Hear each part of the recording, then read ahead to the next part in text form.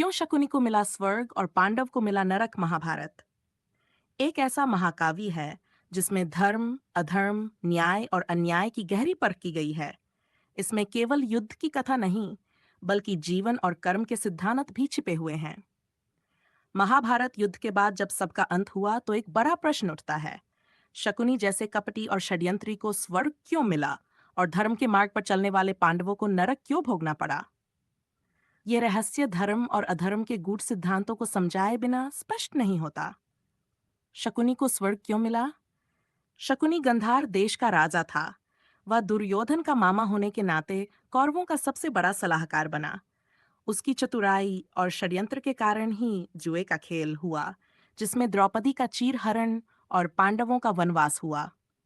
बाहरी दृष्टि से देखा जाए तो शकुनी पूर्णत अधर्म का प्रतीक लगता है, लेकिन महाभारत धर्मशास्त्र यह मानता है कि मनुष्य को उसके वास्तविक उद्देश्य और संकल्प के आधार पर फल मिलता है, केवल बाहरी आचरण से नहीं। शकुनी का मूल उद्देश्य दुर्योधन को राजा बनाना या पांडव को दुख देना मात्र नहीं था। गंधार के राजकुल को हस्तिनापुर के लोगों ने कभी अन्यायपूर्वक कष्ट दिया था। शकुनी ने अपने कुल के विनाश का प्रतिशोध लेने का प्रण लिया था। उसने अपने जीवन को उसी प्रतिशोध के लिए समर्पित कर दिया। इस दृष्टि से उसने व्यक्तिगत स्वार्थ के बजाय कुलधर्म और प्रतिज्ञा का पालन किया। धर्मशास्त्र कहता है, प्रतिज्ञा पालन करने वाला व्यक्ति, चाहे उसका मार्ग कितना भी कठोर क्यों न हो, पुण्य का अधिकारी होता है। शकुनी ने अपनी प्रतिज्ञा निभाई और अपने कुटुंब के अपमान का बदला लिया। यही कारण था कि मृत्यु के पश्चात उसे स्वर्ग की प्राप्ति हुई। पांडवों को नरक क्यों मिला? पांडव धर्मराज कहलाए जाते हैं। युधिष्ठिर सत्यप्रिय थे, अर्जुन धनुर्धर, भीम पराक्रमी और नकुल सहदेव जानवान। परंतु महाभारत ये भी स्पष्ट करता है कि कोई भी मनुष्य पूर्णतः निर्दोष नहीं होता। पांडवों के जीवन में भी ऐसे कर्म हुए जिन्हें अधर्म या पाप की श्रेणी में रखा गया। 1. जुए का मोह। युधिष्ठिर जैसे धर्मराज ने भी जुए की लत में अपना राज्य, भाई और पत्नी तक दांव पर लगा दिया। ये धर्म विरुद्ध था। द्रौपदी की प्रतिज्ञा। द्रौपदी के अपमान के बाद पांडवों ने प्रतिशोध का प्रण लिया और युद्ध में लाखों लोगों की हत्या हुई। धर्म के लिए लड़ा गया ये युद्ध भी अनेकों निर्दोषों की मृत्यु का कारण बना। अहंकार और क्रोध। भीम का दुर्योधन की जंघा तोड़ना, अर्जुन का करुणाकर की मृत्यु में छल करना, अश्वत्थामा के वध के समय अन्यायपूर्ण उपाय, ये सब कर्म पूर्ण धर्म सम्मत नहीं थे। हत्या के दोष।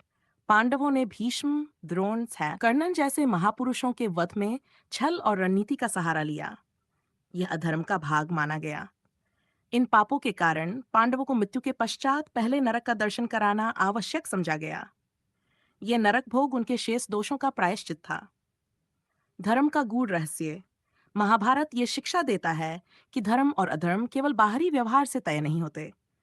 शकुनी अधर्मी प्रतीत होता है, परंतु उसकी प्रतिज्ञा और समर्पण ने उसे पुण्य का अधिकारी बनाया। पांडव धर्मात्मा थे, परंतु उनके जीवन में भी अहंकार, छल और क्रोध के क्षण आए, इसलिए उन्हें नरक का दर्शन कराना आवश्यक हुआ। भगवान श्री कृष्ण ने भी कहा है, मनुष्य अपने कर्म और संकल्प से ही बनता और मुक्त होता है। इस दृष्टि से देखा जाए तो शकुनी का कर्म अधर्मपूर्ण था, किंतु उसका संकल्प दृढ़ और निष्काम था। वहीं पांडवों का जीवन धर्म प्रधान था, किंतु उनके कर्मों में कभी कभी दोष आ गया। निष्कर्ष। महाभारत की यह घटना हमें यह सिखाती है कि धर्म का न्याय केवल सतही आचरण पर आधारित नहीं होता, बल्कि मनुष्य के आंतरिक संकल्प, नियत और कर्मों के संतुलन पर आधारित होता है। शकुनी को उसकी प्रतिज्ञा और त्याग के कारण स्वर्ग मिला। पांडवों को उनके छोटे छोटे पाप और छलपूर्ण कर्मों के कारण नरक का अनुभव कराया गया।